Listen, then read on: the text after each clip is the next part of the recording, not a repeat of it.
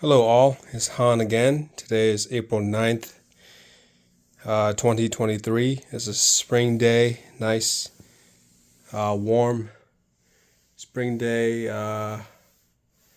Wow, the mesh of my window is really dirty, but this is Laurel, Maryland. That's where I live, outside of Washington, D.C. It's called, well, not just here, but around. So Maryland, outside of Washington, D.C. is called Metro DC area. So this is another part of my watch collection that I want to show. These are non Seiko watches that I have that I want to show. Tissot, another Tissot, and Movado. So 3 out of my 11 some watch collection. This is Tissot.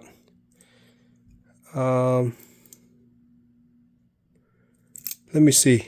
Okay, it says it right here.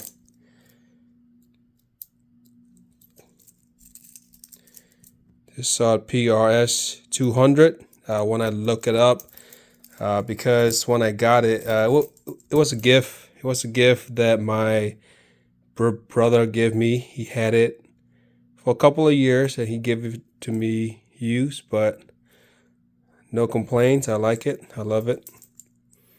I like all watches. Another one that I probably value the most, one that I value the most that I showed you in the next video is a Seiko watch, which my dad gave me as use, which has a lot of, it doesn't worth much in terms of dollar, but it has a lot of sentimental worth. So this is a similar case. So I like that it's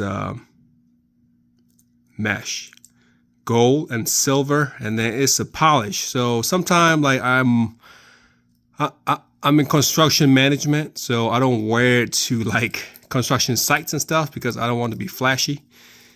Because although it's not crazy expensive, it can give that flashy look since it's all chrome-like, shiny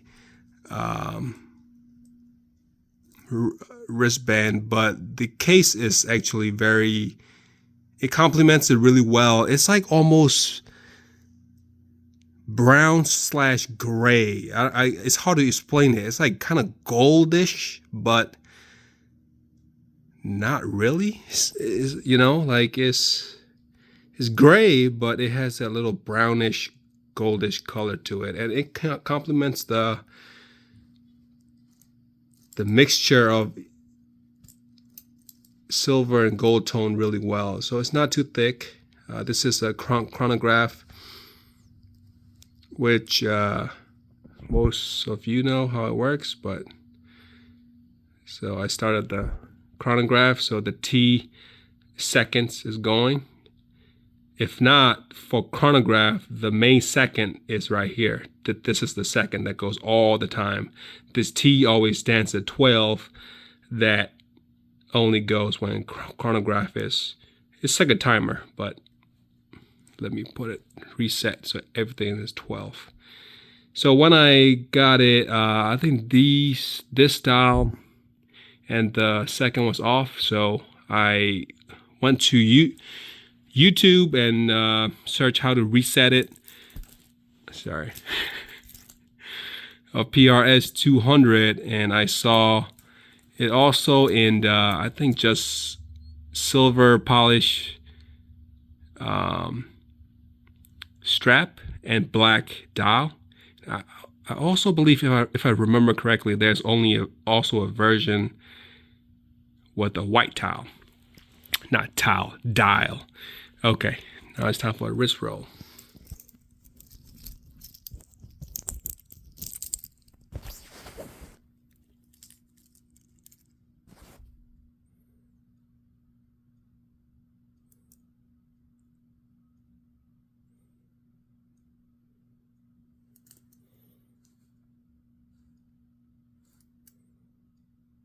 I like it.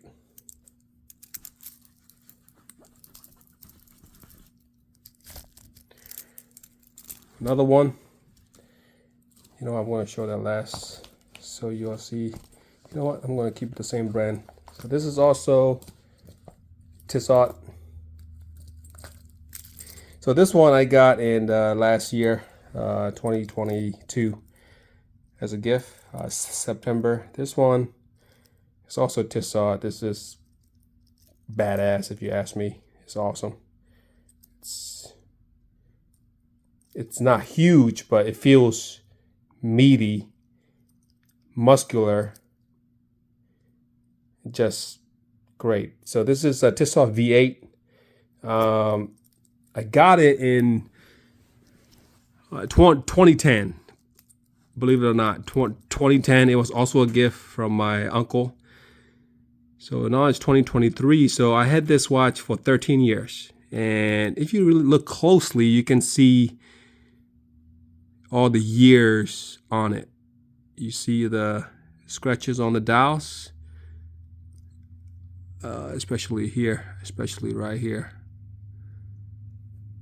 It's all the wear and tear and bumps with the table, with the walls, all kind of stuff. I mean, it's kind of, especially for a sports watch, it's kind of inevitable after 13 years, but all in all, I at least to me, it still looks great. So in 2000, when I got it, it was a black leather strap. If you will go to Google and look up Tissot V8, I'm sure you'll see that version. It's the same dial, just the strap is black leather. So after a while, there's wear and tear, especially for a sports watch, is more obvious on the leather, since the water and dirt and all that. So in about 2016, 2017, after like 6-7 years, I decided to go with this strap, which I think looks great. You know what? It's actually like 2005 or 2015 or something like that. I decided to change it to this stainless steel strap, and I don't regret it. I think it's great. Now it's time for a wrist roll.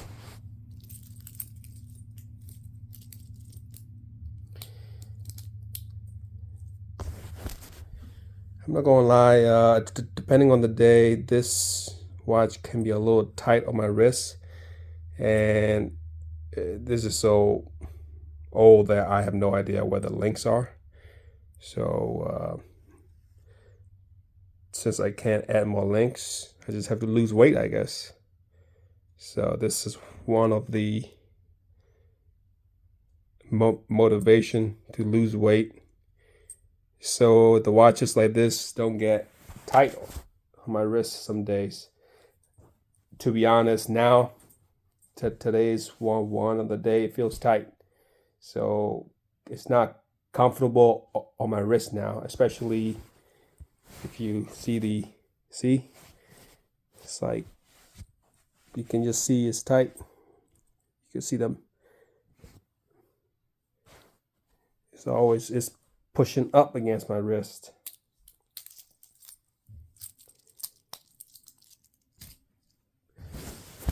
So the last one of the other ones that is in my collection, not yeah, I'm just gonna put it on my wrist, so you don't have to sit there and watch. I put the phone down and record and do it again and again and again. So this is Movado.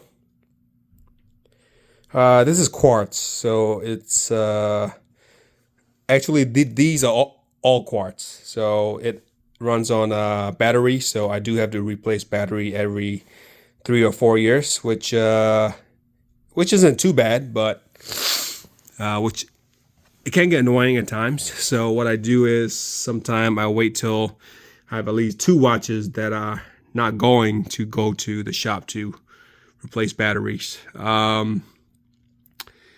So yeah, this is Swiss made.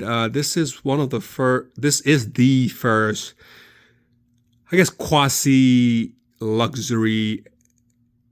I wouldn't even call it entry level luxury. It's quasi luxury, high end watch that you can get at Macy's and Nordstorms and those kind of retail stores. But I do feel like Movado has gone very commercial with their approach, and yeah, but hey, it's still a good watch. At that time, I didn't have all black, and I wanted something that's all black, so I got this one, and which is really good because the strap is rubber, so I can wear it to the ocean, I can wear it to the sea, I can wear it at the job sites, construction sites, I can wear it wherever, and it's great. I got this as a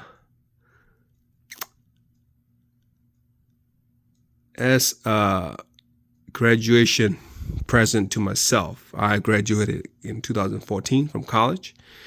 So in 2014 spring, I got it. So it's 9 years old now. Next year is going to be 10 years old.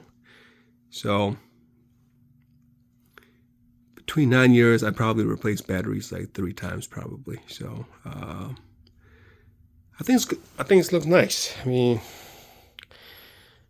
I don't love it, if I'm being honest, but I like it. All right, next time I'm going to show you my Seiko collection. So I've showed you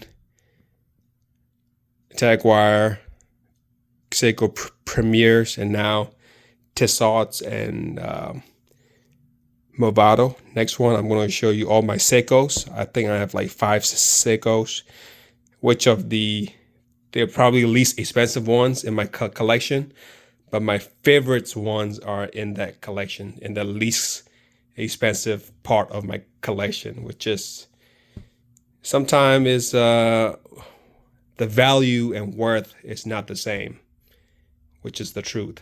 And so next time I'm going to show you all the Seikos. Then the last one, I have Raymond wheel. I have one Raymond wheel. I feel like it's a class of its own. It's less expensive than Tagwire. So I feel like Tagwire and Raymond wheel is on its own. Then I classify 2 Seiko Premiers together. I classified these 3 together, and I classify all the Seikos together. So I've showed you 3 of the classification. Next one, I'm going to show you Seiko. Then after that, I'm going to show you the Raymond wheel. Maybe one day in the future, 2 years, 3 years, 4 years, 5 years, who knows? I hope I can get and show you all my dream watch, Grand Seiko Cherry Blossom. All right, bye-bye.